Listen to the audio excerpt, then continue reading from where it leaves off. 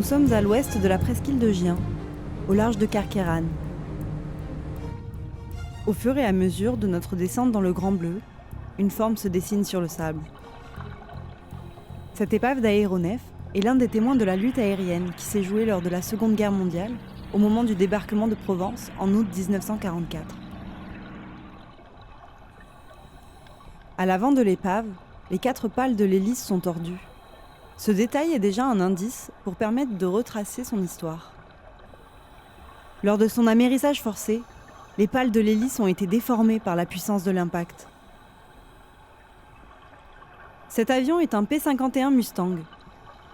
Conçu en 1940 aux États-Unis par le constructeur North American Aviation Incorporation, il est à l'origine destiné à la Royal Air Force. Les Britanniques ont alors besoin d'appareils rapides pour renforcer leur flotte aérienne. Ce monoplace de 9,83 m de long pour une envergure de 11,28 m est très vite adopté pour ses performances par l'armée de l'air américaine. Elle l'utilise notamment pour escorter et défendre les gros bombardiers lors des missions en territoire ennemi. Le P-51 est également équipé pour bombarder des objectifs précis. Son efficacité redoutable et sa maniabilité en font l'un des meilleurs chasseurs de la Seconde Guerre mondiale. En poursuivant notre avancée, on observe le nez de l'appareil ainsi que le cockpit, l'espace où est assis le pilote. On devine les vestiges des ailes, positionnées en bas du fuselage, recouverts d'une couche de vase et entourés de posidonie. Derrière le poste de pilotage étroit, l'épave est brisée. C'est une seconde caractéristique d'un amérissage volontaire. Lorsque l'avion, cabré par le pilote, touche la mer, celui-ci se brise généralement derrière les ailes. Le pilote doit alors éjecter la verrière pour éviter de se retrouver coincé dans l'appareil avant que celui-ci ne s'enfonce dans les profondeurs marines. Cette épave ne se trouve pas à l'emplacement de son crash au large de Porquerolles. Au cours des années 80, l'avant de l'avion, pris dans les filets d'un chalutier, parcourt plusieurs milles nautiques et finit sa course à proximité de la presqu'île de Gien. Un empennage de P-51 est localisé environ 30 ans plus tard, au sud-ouest de Porquerolles. Transporté jusqu'à l'épave principale, on l'aperçoit à quelques mètres de celle-ci. L'empennage, situé à l'extrémité arrière des aéronefs, permet de jouer sur leur stabilité. La partie verticale, appelée dérive, qui a ici disparu, sert à maintenir la trajectoire de l'avion, et les pièces horizontales à éviter le tangage.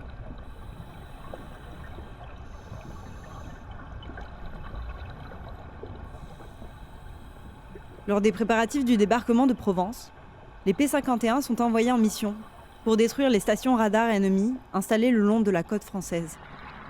Le 12 août 1944, 4 escadrons de combat décollent d'Italie. Ils ont pour objectif de détruire les stations radars des secteurs de Montpellier, Marseille, Toulon et Narbonne. Le 301e escadron vole vers Toulon. Parmi eux, les avions du lieutenant Alexander Jefferson et du capitaine Robert Daniels sont abattus par la Flak, la terrible défense anti-aérienne allemande. Le lieutenant Jefferson atterrit grâce à son parachute, tandis que l'avion en feu du capitaine Daniel amérit en mer. Les 2 pilotes sont faits prisonniers par les Allemands. Ils ne retourneront aux États-Unis qu'à la fin de la guerre.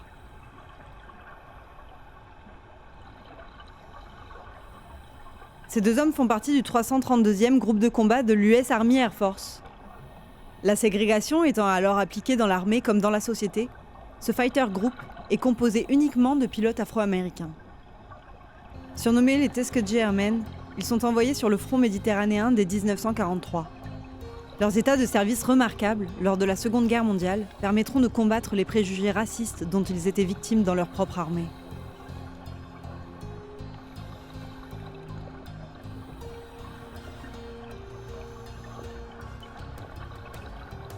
Il est très probable que l'épave du Mustang P-51 de Gien soit l'avion piloté par le capitaine Robert Daniels, le 12 août 1944.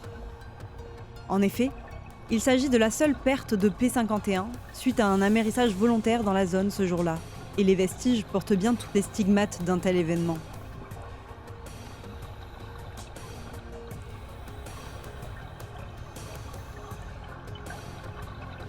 Le numéro de série de l'avion découvert par des plongeurs passionnés sur le tableau de bord, aujourd'hui disparu, renvoie d'après les archives à un appareil perdu le 13 août 1944. Or, aucune perte d'avion de ce type n'a été enregistrée à cette date. Une confusion dans le rapport est donc tout à fait plausible.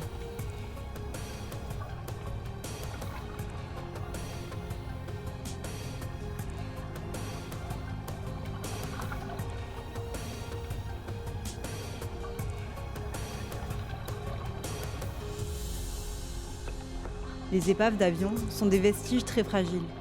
Généralement construits en alliage aluminium, leur dégradation est plus rapide que celle des navires en acier.